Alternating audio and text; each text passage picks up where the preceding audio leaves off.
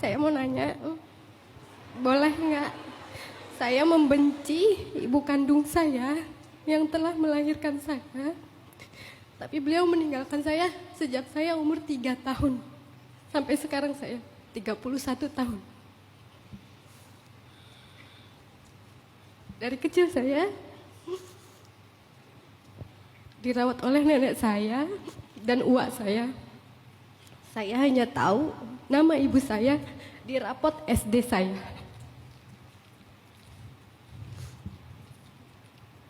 Sekarang saya juga telah menjadi ibu. Anak saya 3. Semoga lewat kajian ini ada yang tahu keberadaan ibu saya. Nama ibu saya Nurul Isbandiah. Nurul Isbandiah. Nurul Isbandiah. Iya. Mudah-mudahan FYP ya Mbak ya. Amin. Amin. Biar sampai kepada ibunya. Baru kali ini saya berharap FYP. Ya, lanjut Mbak. Udah itu aja Pak Ustadz. Saya cuma mau nanya, bolehkah saya membenci beliau karena telah meninggalkan saya. Beliau kabur meninggalkan anak-anaknya. Kalau ayah Ayah juga meninggalkan saya di usia yang sama, di usia yang sama. karena mereka divorce, Iya, ditinggalkan di nenek. iya. Ayah udah tahu di mana? Ayah saya tahu saya Tahu. di Cirebon. Ayah saya sudah mengunjungi. Udah nanya ke ayah keberadaan ibu di mana? Udah, Nggak tahu juga. nggak tahu juga karena beliau setelah menikah lagi. Mbak punya saudara? Ada kakak saya. Kakak juga nggak tahu. Kakak saya umur 5 tahun. Anak sekecil itu tidak mengingat memori Ya, apa-apa, ya, ya, ya. Pak Ustadz. Ya maksudnya kakak nggak tahu keberadaan ibu sekarang juga Nggak sama tahu. ya. Jadi berdua ya kakak Iya. sama adik. Dari kecil kami dirawatnya oleh nenek dan uak. Baik. La yukallifullahu nafsan illa usaha. Allah tidak akan membebankan seseorang kepada sesuatu yang di luar kemampuannya. Apa kemampuannya? Misalnya kemampuan untuk mencintai dan tidak mencintai, itu la yumlak, tidak bisa dikendalikan.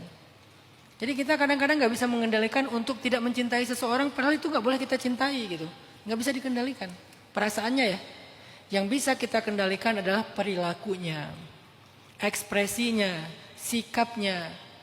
Maka muncullah namanya cinta dalam diam. Diam-diam mencintai tetapi tidak ada yang tahu. Maka itu adalah cara dia mengendalikan perasaannya. Tapi perasaannya tetap ada.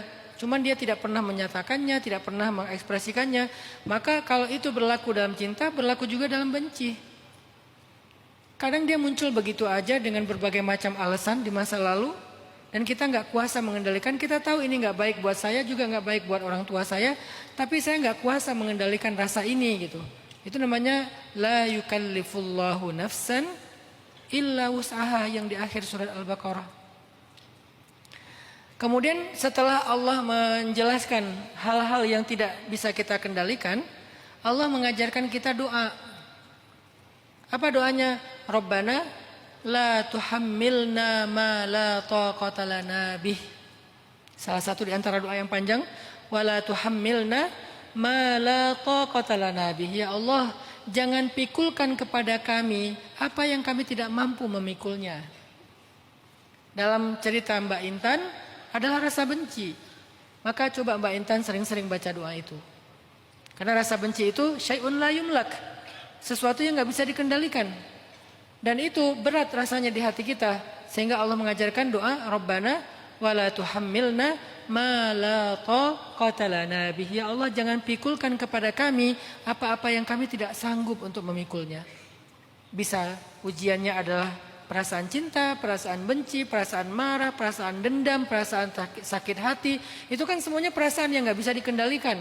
Dan itu sangat berat di hati kita, sehingga kita minta supaya Allah meringankannya dengan doa Rabbana wala tuhammilna ma la taqata lana bih.